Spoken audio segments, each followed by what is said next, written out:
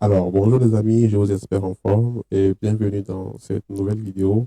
Une vidéo dans laquelle nous allons voir ensemble comment installer la solution netboots.xyz. Voilà, ça c'est le nom sous Docker.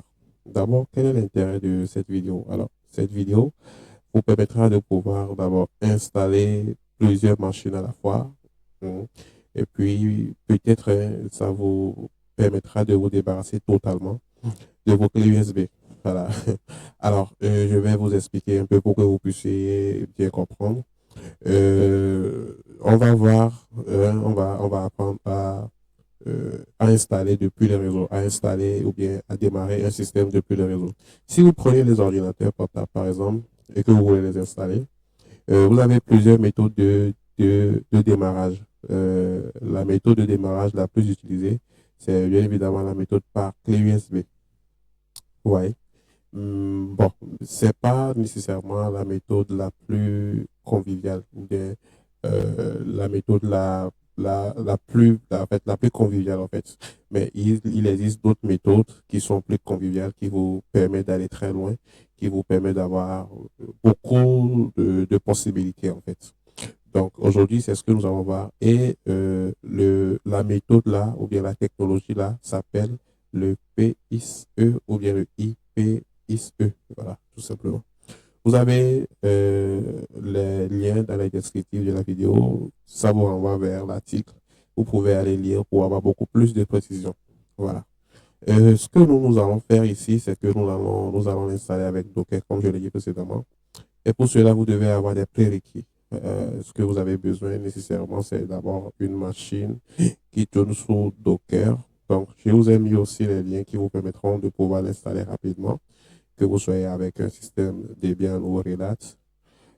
Après, il faut avoir un pare-feu, un routeur, un point d'accès qui supporte du TFTP, du Trivial File Transfer Protocol ou bien du netbooting.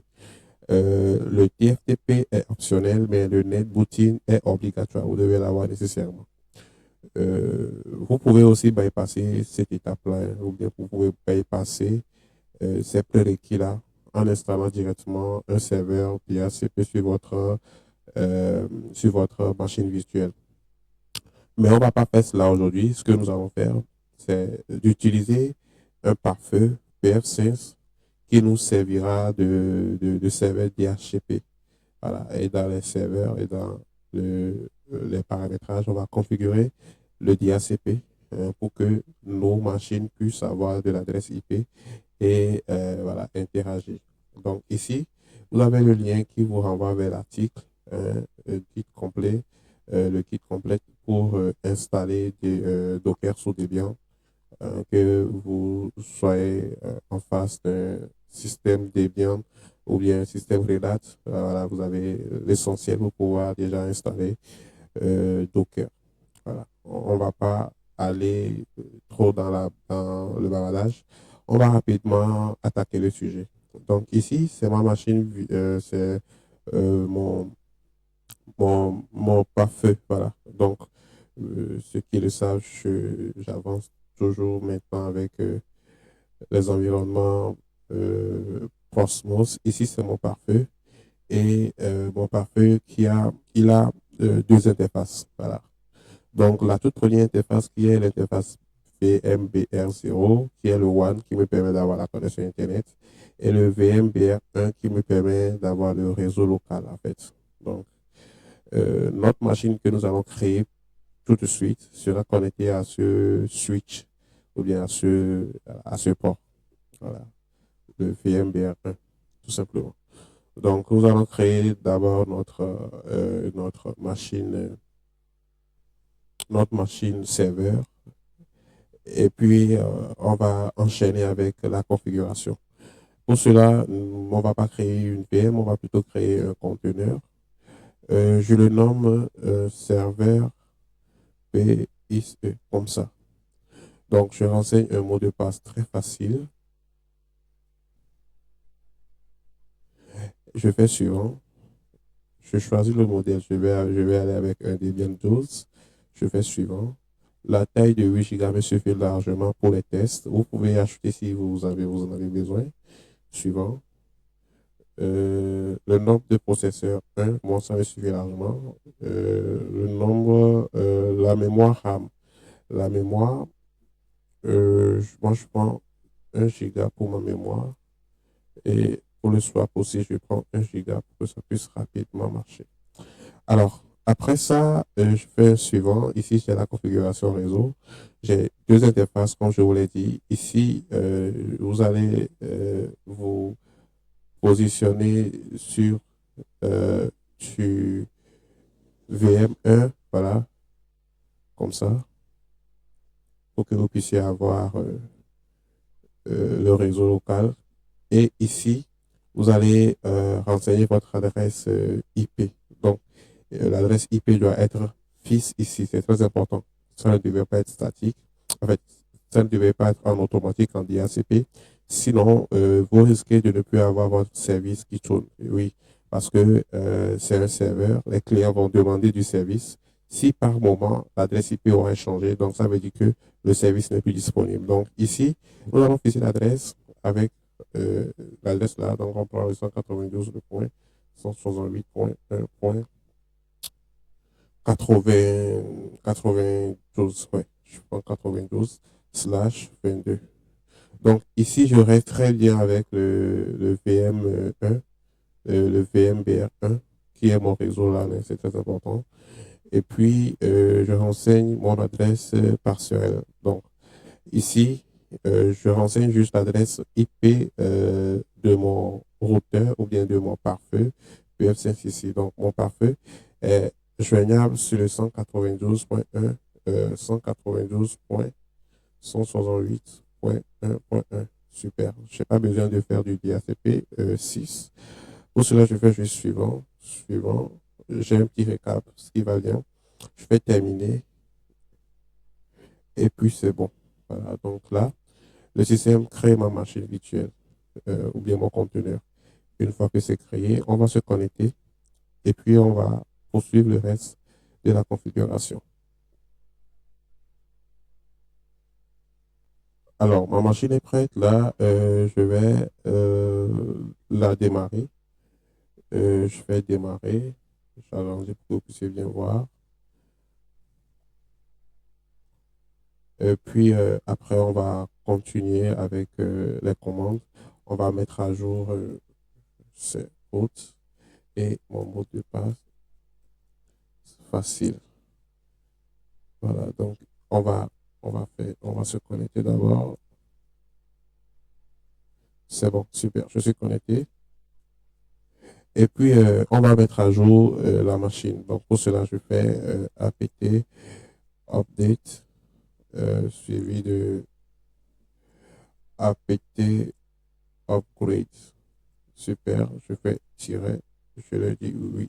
Donc, ça veut dire j'ai accepté que les configurations se passent. Voilà. Super. Maintenant, nous allons ajouter un utilisateur avec la commande user add. Voilà. Donc, ce qu'on va faire, c'est qu'on va ajouter notre utilisateur qui n'est pas root parce qu'actuellement, on n'a que le root qui est là. Si on fait user actuellement, on va voir user au pluriel, on n'a que root. Donc, on va ajouter un deuxième utilisateur, lui qui n'est pas root et qui va, voilà, peut-être ne pas avoir toutes les spécifications de l'utilisateur root. Donc, pour cela, on fait user add suivi du nom. Donc, je lui donne le PISE. Super. Ah, c'est pas ça. Donc, c'est plutôt la commande add user. Autant pour moi. Add user. Euh, Là, je vais changer l'autre. Je choisis le nom IPISE. Super. Là, on me demande de renseigner le mot de passe. Donc, je vais renseigner un mot de passe facile. Je confirme. Donc, je fais entrer, entrer, entrer, entrer pour aller vite, entrer. Et je dis que oui, bien évidemment, les informations que j'ai renseignées sont correctes. Super. Donc, si je fais ls, bon, si je fais USA au pluriel, maintenant, vous allez voir que j'ai, attention, c'est pas encore bien initialisé. Alors, ce que je vais faire ici, maintenant, c'est d'ajouter le user IP ISE que j'ai créé aux utilisateurs root.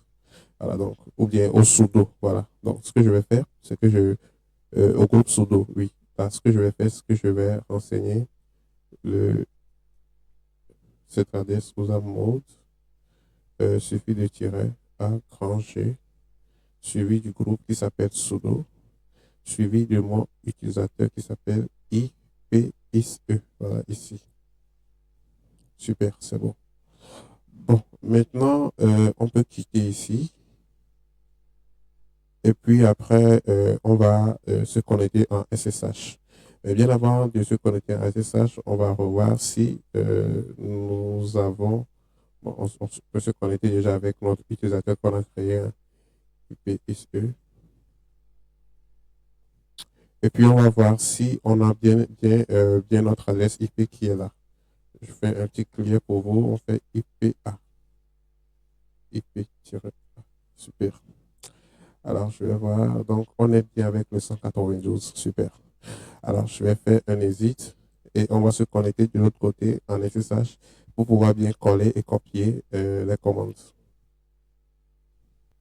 Alors, ici, on va se connecter maintenant. Donc, on fait SSH suivi de mon, de mon nom, oui, de mon utilisateur. Voilà.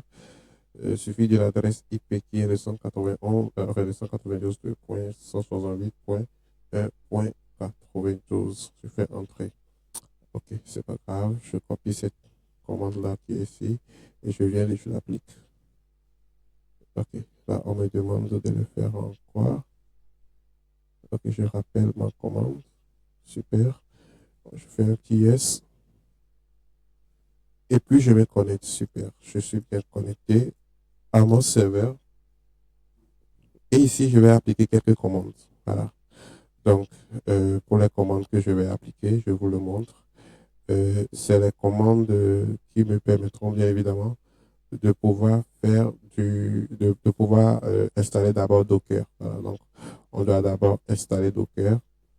Et puis, voilà. Donc, je vous montre les commandes.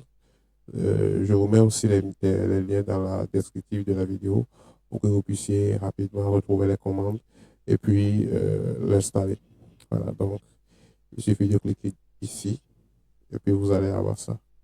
Super. Donc, ça, c'est déjà fait. On a déjà mis à jour les paquets et le système. On va installer les dépendances. Super. Euh, voilà.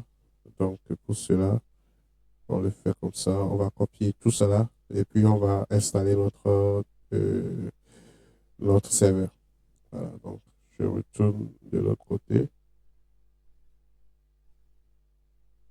et puis on commence. Voilà, donc cette commande me permet de pouvoir installer là, je ne sais pas sudo.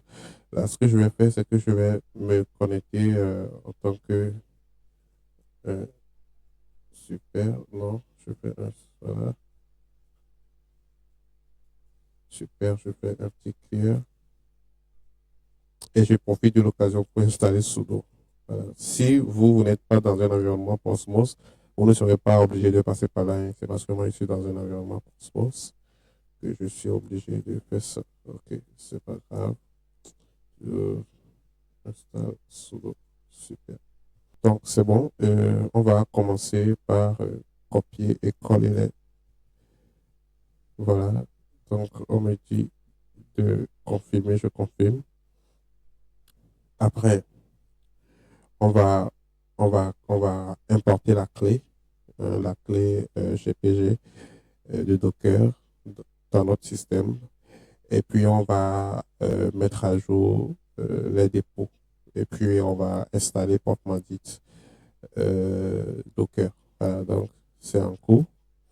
Super. Donc, avec cette commande, on va importer la clé GPG dans notre système.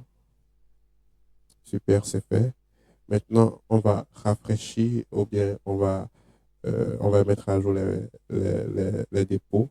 Donc, on fait apt update, tout simplement. Et puis, alors, c'est bon maintenant. On a bien installé Docker. Ce que nous allons faire maintenant, euh,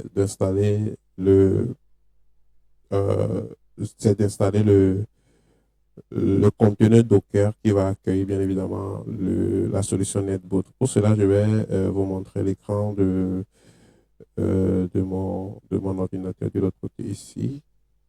Et ici, vous allez voir que j'ai préparé pour vous des commandes et des fichiers pour que vous puissiez bien installer. Alors ici, ce que vous allez faire, bon, cette commande vous permettra de pouvoir créer un dossier et des sous-répertoires. Donc, le dossier, ça va s'appeler NetBoot et les sous-répertoires, ou bien voilà, les sous-dossiers vont s'appeler config et assets. Après, vous allez accéder au dossier ou bien au répertoire que vous avez créé et vous allez créer un fichier qui va s'appeler Docker Compose. Voilà. Donc, dans ce fichier Docker Compose, on aura ça comme contenu. Voilà. Donc, ici, c'est la version du YAML. Voilà. Et on va déclarer des services. Hein, le nom du service qui est netboot is YZ. Voilà. Donc, ça, c'est l'adresse qui envoie vers l'image. C'est le nom du conteneur. Ici, vous avez la version du menu. Si vous voulez, vous pouvez upgrader ou downgrader. Vous avez le port. Voilà, vous avez les ports. Vous avez les volumes. Voilà, donc les deux volumes là qui sont ici, vous les avez ici. Vous avez les ports d'exposition et le politique de redémarrage. C'est bon. Alors, ce que nous allons faire, c'est que nous allons retourner de l'autre côté avec l'écran noir sur blanc et nous allons appliquer les commandes que nous avons vues. Voilà. Alors, ce qu'on va appliquer premièrement voilà, donc on va créer l'autre répertoire et les sous-répertoires dont on a besoin. Après, on va naviguer vers le dossier avec Change Directory CD, NetBoot, comme ça. Et puis, on va créer notre fichier Docker Compose. Voilà, donc on fait nano, ou soit on va copier rapidement la commande et puis on vient rapidement coller ici, tout simplement. Alors, ce qu'on va faire à la suite, c'est de prendre le fichier, en fait, c'est de prendre le contenu et puis venir aussi laisser à l'endroit.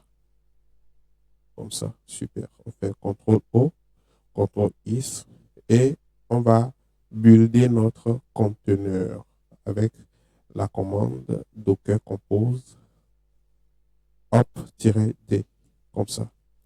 Donc, ça va faire des pools, ça va télécharger les couches et puis il va nous créer notre tout petit conteneur que nous allons utiliser. Ça va pas prendre beaucoup. Super, c'est bon. Donc, notre conteneur est bien créé. Je fais un petit clear et je vais lister les conteneurs qui sont présents avec la commande docker ps-a. Super. Donc, j'ai mon conteneur qui tourne actuellement, qui est exposé au port 3000. Voilà. Bon, maintenant, on va passer à la configuration de NetBoot sur mon pare-feu PF5. Pour cela, on va faire clear. On va faire un clear et on va chercher à savoir l'adresse IP de ma machine serveur ici. Alors, ici, je suis en 92, hein. Voilà, ici. Donc, ça, c'est l'adresse de mon serveur. Donc, c'est l'adresse IP là qu'on va renseigner de l'autre côté. Vous allez voir. Ce que je vais faire maintenant, c'est que je vais vous montrer. Super. Et là, on va aller sur l'interface d'administration de mon PF5. Voilà. Donc, ici, je suis avec mon PF5. Je vais configurer le DHCP. Super. DHCP serveur. Et puis, là, je vais renseigner mon adresse IP. Voilà, l'adresse IP de mon serveur PISE. Donc, je vous l'ai dit précédemment, vous avez besoin de deux choses. Hein. Vous avez besoin du TFTP et du NetBooting. Donc, ça, ce sont des services, des fonctionnalités que votre routeur, votre pare-feu doit supporter. Au cas contraire, vous êtes obligé d'avoir un serveur DHCP sur la machine virtuelle lui-même. Voilà. Donc, nous, on ne va pas passer par là, on va plutôt passer par ici où on va propulser les configurations depuis notre pare-feu truc là. Donc, ici, c'est le 192. Voilà. Donc, le serveur FTP est bien configuré. Maintenant, reste à configurer le serveur, le netbooting. D'abord, il faut l'activer et puis renseigner par la suite le truc là. Voilà. Ici, vous allez retrouver ces fichiers-là sur la page, sur la documentation. Donc, c'est les fichiers de boot. Voilà, les fichiers de boot, vous allez les retrouver ici. Donc, ce sont des fichiers qui sont déjà présents dans la configuration. Vous pouvez les changer si vous voulez, mais par défaut, ils sont là. Vous pouvez les retrouver ici. Donc, ça dépend de ce que vous voulez booter, de l'architecture dont vous avez en face et que vous voulez booter. Tout sera différent. Donc, il va falloir renseigner au préalable tous les fichiers de boot avant de passer en production peut-être. Donc, vous avez la liste ici. Voilà, donc moi, j'ai besoin du DHCP d'abord. C'est le plus important. Donc, je copie ça. Et ici, pour le moment, je viens coller. Donc, je l'ai déjà. J'ai besoin aussi du fichier pour booter le EFI de 32 bits. Voilà. Le 66 bits. Voilà. Le ARM. Et malheureusement, oui, donc c'est bon. Voilà. Et le ARM 64. C'est bon. Oui, c'est bon. Alors maintenant, ce qu'on va faire, c'est d'appliquer les changements. Attention, si vous ne le faites pas, ça ne va pas marcher. Donc, j'applique. D'abord, je fais save, oui, en bas, et puis j'applique. Donc, après, je vais créer maintenant une machine virtuelle et je vais voir si... Alors, maintenant, je suis sur mon serveur Prosmos. Ce que je vais faire ici, c'est que je vais créer la machine comme je l'ai dit précédemment. Pour cela, je vais plus créer un conteneur, mais je vais créer une machine virtuelle. Je vais lui donner un nom, test, comme ça, c'est bon. Je fais un suivant. Ici, je ne vais pas choisir de fichier ISO pour le démarrage. Je vais plutôt choisir la toute dernière option, n'utiliser aucun média. Je fais un petit suivant, super. Je laisse par défaut, hein. Super. 32 Go, c'est beaucoup. Moi, je vais aller avec du 16 Go. C'est bon. Je fais suivant. Le nombre de processeurs, vu que je suis en test, je laisse comme ça. Suivant. 2 Go, ça me suffit largement. Et ici, au lieu que je me connecte au port VMBR0, qui est le port qui me donne accès à Internet, je ne vais pas le faire ainsi. Je vais plutôt me connecter au port de mon pare-feu PR15. Super. Suivant, j'ai mon petit récap, tout va bien, terminé. Alors, je dois modifier l'ordre de démarrage. Voilà, c'est là où ça devient beaucoup plus intéressant. Très souvent, lorsque vous êtes avec une machine physique que vous voulez installer, vous allez dans le BIOS et vous changez l'ordre du démarrage. Donc, on va changer l'ordre du démarrage et on va mettre le réseau en première position. Euh, pour cela, je viens dans Options, super, amorçage, puis, et nous voyons que nous avons déjà trois périphériques qui sont présents. Il y a trois périphériques qui sont présents, voilà. Et parmi ces trois, nous avons notre fameux réseau, le VMBR1, oui, qui est ici. Alors, on va le glisser, déposer à la première position ou bien en première position. Et puis, on fait un petit OK. Super. Tout va bien. Alors maintenant, ce qu'on va faire, c'est que nous allons démarrer cette machine virtuelle pour que, voilà, ça démarre depuis le réseau. Vous allez voir. Alors, on va démarrer maintenant notre machine et puis on va voir ce que ça va donner. Alors, on démarre. Super. Ça s'est bien démarré. Et puis, on va voir si on est bien parti avec le réseau. Alors, il fait des recherches. Super. Voilà. Il a retrouvé ici. Notre netbooting.xyz nous a permis de démarrer notre machine via le réseau. Vous allez voir que au cours de la configuration ou bien de l'installation ou bien de la création de notre machine virtuelle, j'ai pas spécifié une image. Voilà, j'ai rien spécifié comme un fichier ISO, mais bien évidemment, nous sommes bel et bien bootés. Voilà, on a bien booté notre système. Et puis, ici, on peut, par exemple, choisir d'installer tout type de système. Voilà. On peut, par exemple, choisir d'installer du Linux via le réseau, le net installer, ou bien le network installer. On peut faire du CD Live. Là, vous allez devoir faire des configurations pour ajouter vos fichiers préalablement et puis ne plus nécessairement dépendre de l'Internet. Voilà, donc là, vous avez vos fichiers qui sont en local. Vous allez juste les chercher et puis vous allez juste installer votre machine. Vous pouvez, par exemple, faire les installations des DBS. Vous pouvez installer Linux en network, voilà, via le réseau Internet, des FreeDOS, du Windows. Vous pouvez, par exemple, installer des utilitaires. Vous pouvez changer d'architecture. Voilà, vous avez beaucoup de choses que vous pouvez faire avec. Je ne vais pas aller trop dans les détails pour ça. Déjà, si vous arrivez à franchir ces étapes, c'est déjà bien. Vous-même, vous pouvez par la suite voilà, pousser la curiosité, aller dans la recherche et mieux renchérir ce qu'on a vu tout au long de cette vidéo. Je vous remercie d'avoir suivi cette vidéo jusqu'à la fin. Si vous avez des questions, vous pouvez rapidement poser les questions dans les commentaires. Je suis preneur, je suis prenable. Je vous réponds et passez une bonne suite. Au revoir.